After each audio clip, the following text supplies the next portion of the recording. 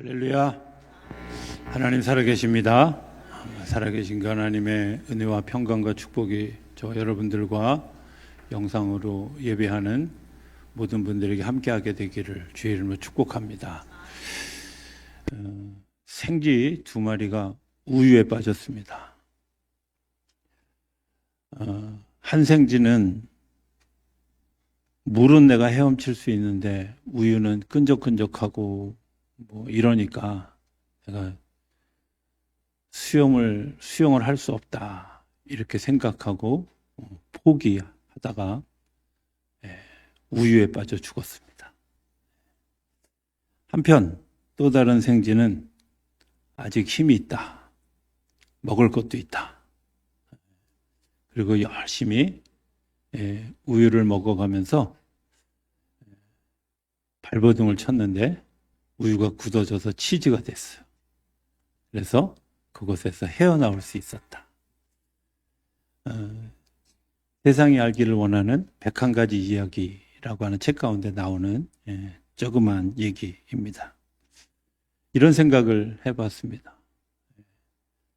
같은 상황에서 서로 다른 생각을 할 수 있죠. 똑같은 상황을 보는데 서로 다른 계획들을 가지고 있을 수 있다고 생각이 되어집니다. 어떻게 생각해 보면 내가 어떤 마음을 가지느냐에 따라서 내 삶을 결정하는 굉장히 중요한 역할을 한다, 이런 생각을 해보게 되죠. Attitude 101이라고 하는 책이 있습니다. 이 책 가운데 우리가 삶을 살면서 버려야 될 태도, 가지면 안 될 태도에 대해서 한 3가지 정도로 나누어서 이야기를 하는데, 하나는 잘못을 인정하지 않는 태도는 굉장히 우리를 어렵게 한다 하는 겁니다. 내가 잘못한 거 압니다. 그런데 잘못한 걸 인정하지 않습니다. 잘못한 걸 인정하지 않을 때 나타나는 현상들이 있죠. 어떤 현상일까요? 화를 내거나 얼굴이 뻘거지거나 이런 소위 급발진하는 현상이 생기게 되죠. 그게 내 개인에게서뿐만 아니라 또 다른 사람을 향해서 정죄하게 되고 또 때로는 옳은 사람도 나쁜 사람이라고 이야기하는 일들이 일어나게 됩니다.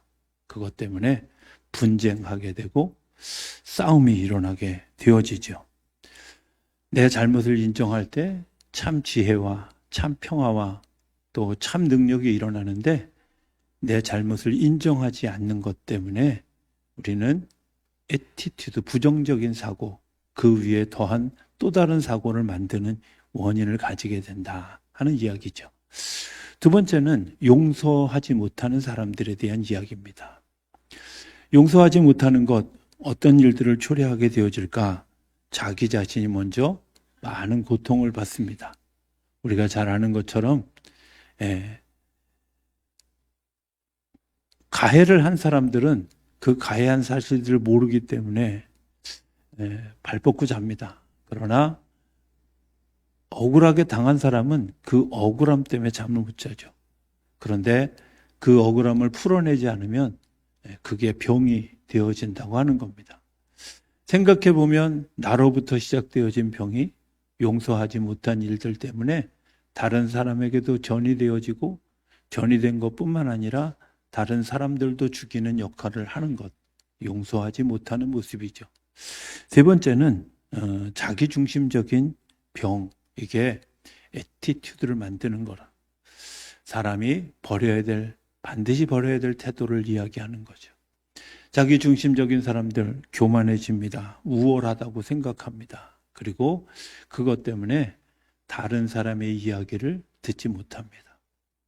다른 사람의 이야기를 듣지 못하는 것 때문에 성장이 멈추고, 내가 지식의 습득이 멈추고, 더 나아가서는 하나님의 음성조차도 들을 수 없어서 자기 파멸이라는 결과에 빠지게 됩니다. 오늘 성경에 나오는 본문, 우리가 신명기는 모세가 이스라엘 백성들이 이제 그 광야를 다 지나고 가나안 땅에 들어가기 전에 지나간 광야에서 있었던 그 모든 일들을 정리하고 그들에게 축복을 이야기하는 모세의 고별 설교가 신명기입니다. 축복의 설교죠.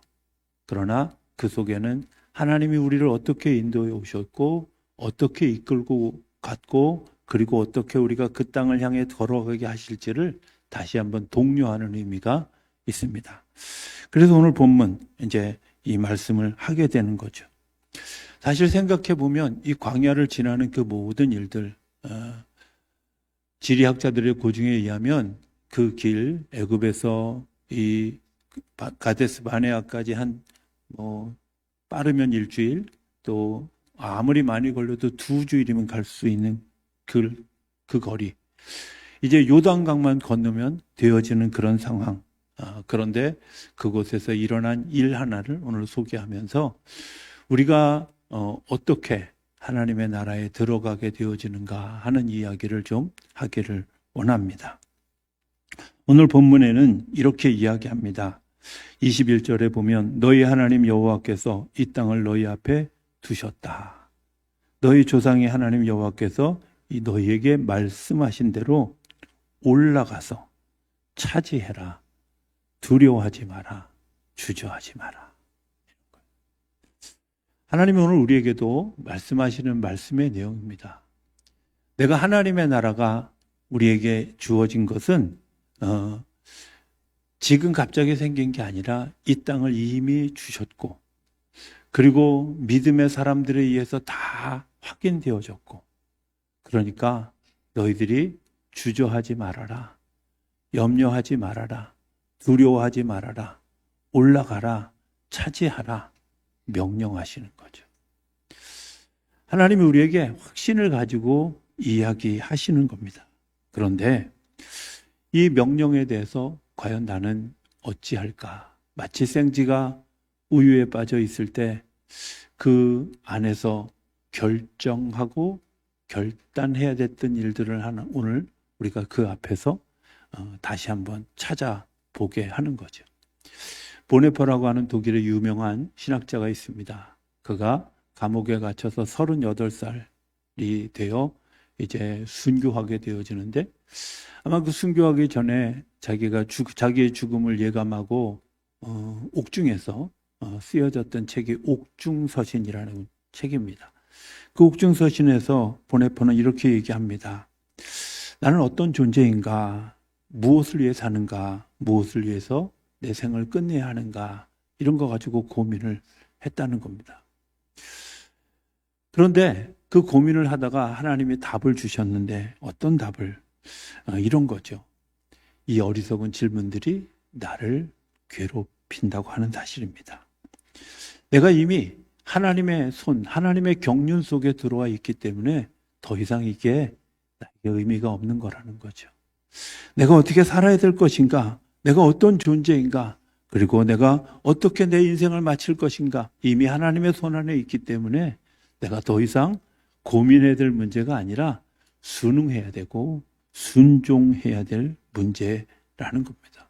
내가 어디로 가야 될지, 내가 어떻게 해야 될지 그건 내가 판단할 문제가 아니라 하나님이 이미 결정하신 일, 우리를 낙원으로 이끌기로 결정하신 일, 그 일에 대해서 아멘 하고 가면 되는데 22절이 문제가 됩니다. 22절은 이렇게 얘기하죠.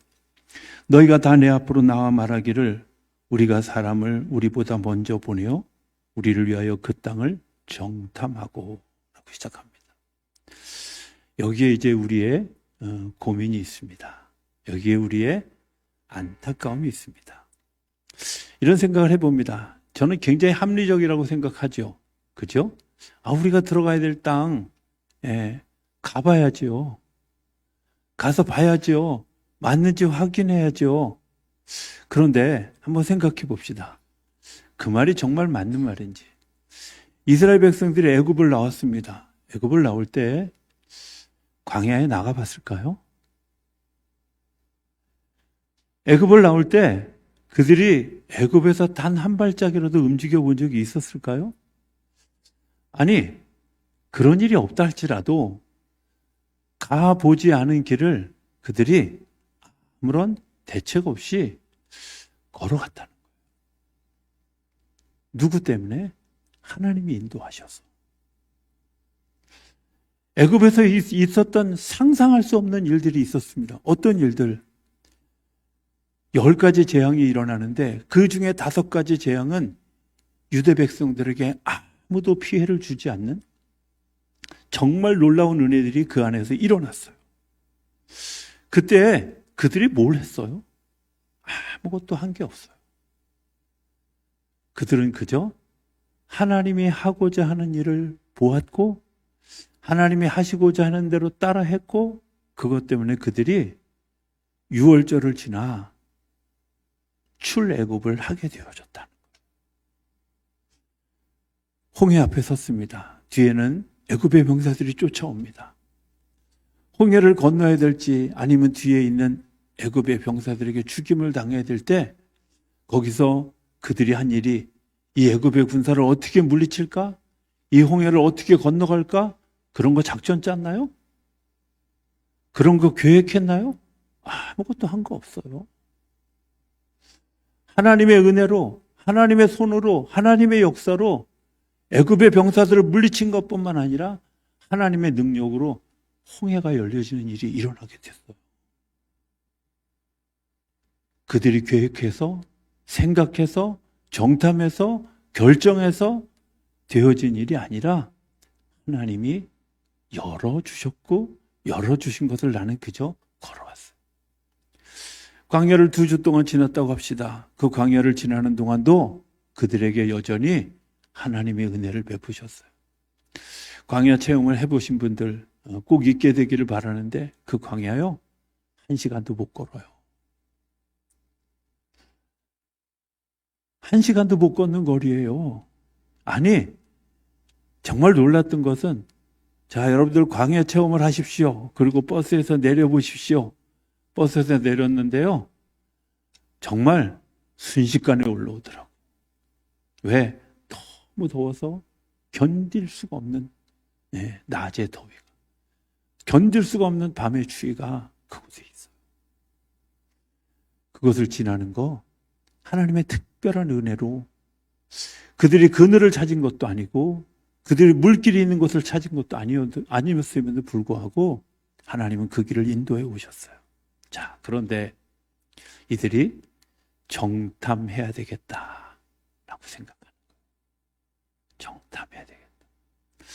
저는 이 장면을 이렇게 생각합니다. 신앙을 지식으로 바꾸는 거죠.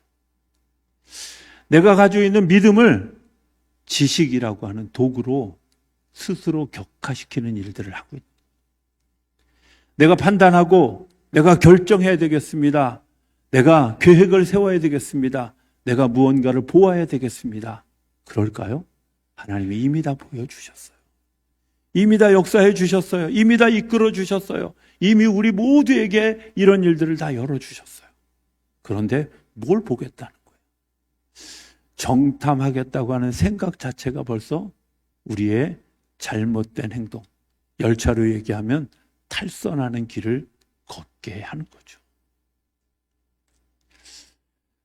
그런데 놀랍게도 모세와 하나님은 이 일을 허락해요. 저는 가끔 하나님이 좀 고집쟁이였으면 좋겠다 이런 생각을 해요. 절대 안 돼. 좀 이랬으면 좋겠어. 근데 하나님이 정말 사랑이 많은 게 분명한 게 그 일을 또 허락하셔요. 신기하죠. 그래서 민수기 13장에 보면 그 지파에 한 사람씩을 뽑아가지고 12명을 뽑아서 정탐꾼들을 가나안 땅에 보냅니다. 가나안 땅에 가서 그들이 확인하고 돌아와서 하는 보고가 있습니다. 같은 보고와 다른 보고가 있네요. 같은 보고는 뭐냐면 이런 겁니다. 하나님 말씀이 맞습니다 하는 거예요. 하나님 말씀이 맞습니다. 뭐요? 그 땅 좋은 땅입니다. 풍성한 땅입니다. 그 땅 과연 젖과 꿀이 흐르는 땅입니다. 하나님 말씀이 맞습니다 여러분들 아시는지 모르지만 성경이 틀렸습니다, 이렇게 얘기하는 사람들 없어요.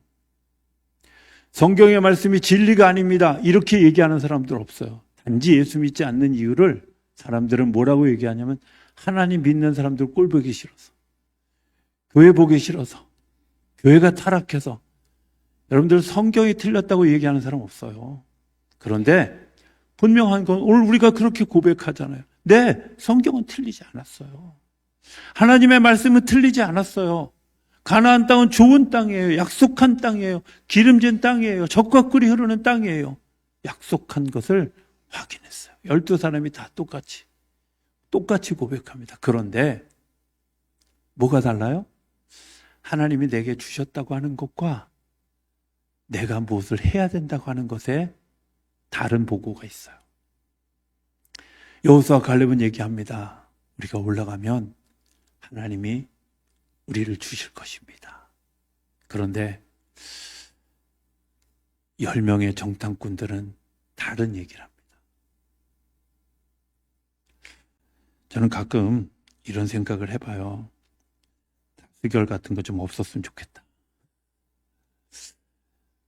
군중 심리에 의해서 결정되어진 엉뚱한 결정이 우리 인간상을 파괴하는 일들이 종종 일어납니다. 13장 32절에 보면, 민수기입니다. 13장 32절에 보면 이렇게 얘기합니다. 그들이 땅을 악평했다. 하나님이 주신 젖과 꿀이 흐르는 땅인데 땅을 악평했다. 뭐라고? 그 땅은 좋은 땅인데 사람을 삼키는 땅이에요. 이렇게 얘기하는 거예요. 그 증거를 뭐라고 얘기하냐면 거기에 있는 아낙 자손들이 너무 커서 우리는 거기 가면 죽을 수밖에 없다. 아낙 자손들의 키가 평균적으로 한 2m 40대 때 거인족이에요. 되게 크니까 야, 우리가 그 앞에 서면 여러분들 가끔 그 축구 경기나 혹은 뭐 이렇게 열병 사형식 같은 이렇게 하는 일들을 보면 아시지만 이스라엘 사람들은 대부분 다 작아요, 유대인들은. 근데요, 이 아랍 사람들은 굉장히 등치가 커요. 금방 눈에 보일 만큼 달라요. 아마 그런 거 보았겠지요. 그리고 나니까 그들이 들어갈 용기가 사라져 버린 겁니다. 문제는 하나님의 말씀이 틀렸냐 맞았냐가 아니라 내 내면의 세계가 문제잖아요. 내가 어떻게 그것을 보았느냐, 내가 어떻게 그것을 판단하느냐, 어떻게 그것을 믿음으로 해석하느냐의 문제입니다. 우리는 그걸 이성으로 생각한다고, 내가 합리적으로 생각한다고, 보편적이어야 된다고? 아니요. 하나님은 합리적이지만 하나님의 뜻 안에서 합리적입니다. 하나님은 보편적인데 하나님의 뜻 안에서 보편. 하나님의 역사 안에서는 모든 것이 다 보편적입니다. 다 합리적입니다. 그런데 땅에서는 합리적일 수가 없습니다. 왜? 땅의 생각과 판단이 믿음으로 하는 게 아니라 우리의 지성으로 하려고 하는 것 때문에 그렇습니다. 하나님의 나라를 이야기하며 제가 늘 생각하는 천국에 관한 이야기. 저는 되게 어려서부터 이 천국에 대한 의문이 있었습니다. 질문을 가지고 있었습니다. 이런 생각을 했었죠. 나는 세상에 오기 전에 내가 난지 난 몰랐어. 그러면 죽으면 내가 난지 모르면 난 어떻게 해? 여기서 살다가 그냥 죽으면 끝나? 그럼 난 뭐야? 나는 도대체 어디 있어? 뭐 이런 막 고민들을 하게 했습니다. 그래서 되게 어려서부터 하나님 앞에 그런 기도, 하나님 제가 천국에 대한 확신을 좀 주십시오. 하나님의 나라가 있는 확신을 좀 주십시오. 이런 기도를 되게 오랫동안 했던 것으로 기억합니다. 하나님의 첫 번째 주셨던 객관적인 증거는 이거였습니다. 성경은 틀리지 않는다는 거예요. 성경은 하나도 거짓말하지 않았다는 거예요. 성경은 어느 구석에도 틀린 구석이 없어요. 그러면 성경에서 천국이 있음을 이야기했고 예수님이 오셨고 예수님이 다시 오실 것이라는 것을 분명하게 얘기했다면 나는 그 사실을 믿어요. 성경이 하나님 나라가 있음을 얘기했고 하나님 나라의 심판이 있고 심판을 거쳐서 하나님의 나라에 들어간다고 하는 사실을 분명하게 이야기했기 때문에 나는 하나님의 나라가 있는 것을 믿어요. 그런데 여전히 의문의 꼬리표가 있잖아요. 하나님이 제게 주셨던 두 번째 확신은 이런 겁니다. 정말 저 놀라운 은혜였다고 생각이 되어져요. 어느 날 엄마의 뱃속에 있는 아이들에게 그 태교를 하는 것들을 배우고 보게 됐어요. 그런데요, 아이들이 엄마가 혹은 아빠가 엄마의 배를 쓰다듬을 때 아이들이 그 안에서 꿈틀꿈틀하고 반응하잖아요. 통한다는 얘기죠.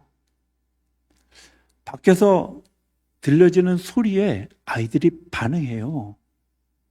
뭔가 반응이 배 안에까지 전달되어진다는 얘기거든요. 아, 내가 태어나기 전에 뭔가 밖에서 움직이는 세계가 있고 안에서 움직이는 세계가 있는데 그 안에서 움직이는 세계 안에 있던 이 아이가 이 밖에서 움직여졌던 따뜻함, 때로는 혼돈, 때로는 아픔, 때로는 뭐 선제적 지식 이런 것들이 그 배 안에 있을 때 형성되어져서 그가 나머지 100년을 살아가는 동안에 그 영향을 받아서 살아갑니다. 그런 경험이 있으신 분들은 있으시겠지만 엄마가 뭐 아픔 중에 또 혹은 뭐 이제 그 남편과의 갈등이 있는 중에 혹은 뭐 너무 노산이 되어져서 아 정말 이 아이 없었으면 좋겠다 뭐 이런 마음을 가지고 있었던 아이들은 대부분 태어나면 다 소심하고 겁이 많고 두려움이 많습니다. 왜요? 엄마의 감정이 그대로 뱃속에 있던 아이들에게 전달되어져. 고린도전서 15장에는 이 이야기를 이렇게 풀어갑니다. 우리가 100살 동안 살았던 이곳에서 있었던 그 많은 일들, 때로는 하나님이 우리에게 음성을 들려주시기도 하고 때로는 하나님이 우리에게 응답해 주시기도 하고 때로는 하나님이 우리를 안아주시게 했던 이 100년 동안의 경험, 나는 보이지 않지만 그 보이지 않는 하나님의 놀라운 역사들이 우리의 삶을 움직여갖고 세워져 갔을 때 죽음이라는 그 터널을 통과하고 나면 하나님이 우리를 별과 같은 존재로, 해와 같은 존재로, 달과 같은 존재로 다른 부활의 역사로 우리의 삶을 이끌어 가신다고 하는 것을 분명하게 이야기하고 있어요. 내가 하나님의 나라를 가는 건 내 지식으로 가는 게 아니라 나를 이끌고 있는 그 강력한 힘, 나를 붙들고 있는 그 영적인 힘이 우리 안에 작용되어지고 내가 그것에 대해서 아멘 하고 반응할 때 하나님의 역사가 일어나게 되는 줄로 믿습니다. 가나안 땅은 내가 정탐하고 내가 계획하고 작전을 짜서 들어가는 동네가 아니에요. 어차피 들어가는 길은 요단강밖에 없어요.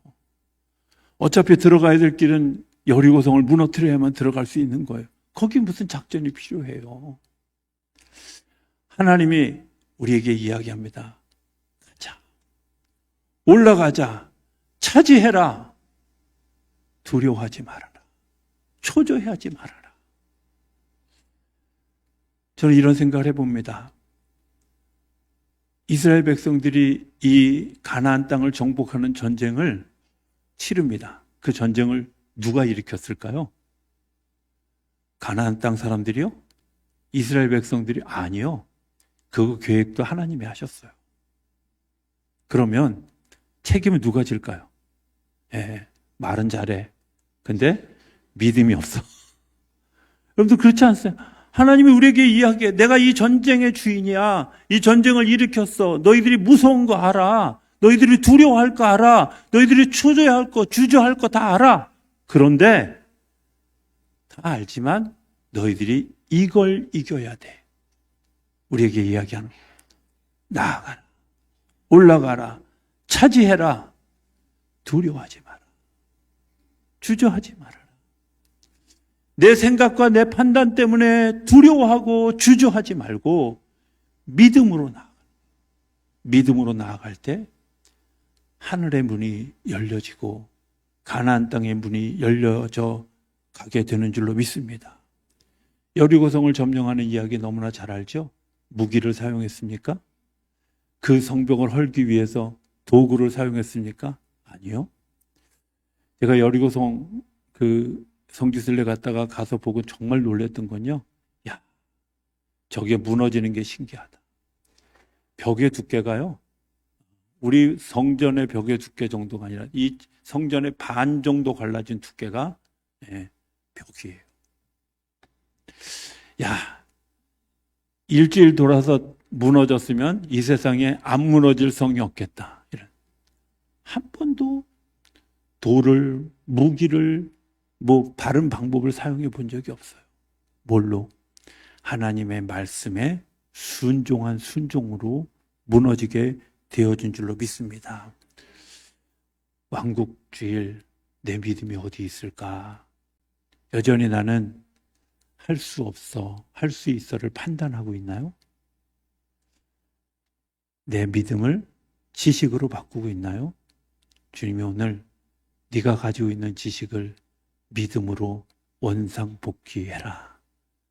하나님의 나라의 백성들이 누리는 기쁨을 누리는 일들은 믿음으로. 우리가 어려서 많이 불렀던 찬양이 있죠? 예, 믿음으로 가는 나라, 하나님 나라. 예, 못 들어보신 분들이 있을 것 같아요. 저는 그 찬양 어렸을 때 부를 때마다 정말 위로를 얻었던 게 뭐냐면요. 맞아, 그래. 거기 보면 이래요. 돈으로도 못 가요. 힘으로도 못 가요. 맘 착해도 못 가요. 하나도 나는 해당상 없더라고. 더군다나 잘생겨도 못 가요. 이 대목은 더더욱 위로가 됐어요. 그런데 뭘로 가요? 믿음으로. 저는 우리 성도님들 그 하나님의 나라를 믿음으로 반응한 것 때문에 하나님의 나라의 백성의 주인공이 되어지는 우리 모두가 되어줄 수 있게 되기를 주의 이름으로 축복합니다.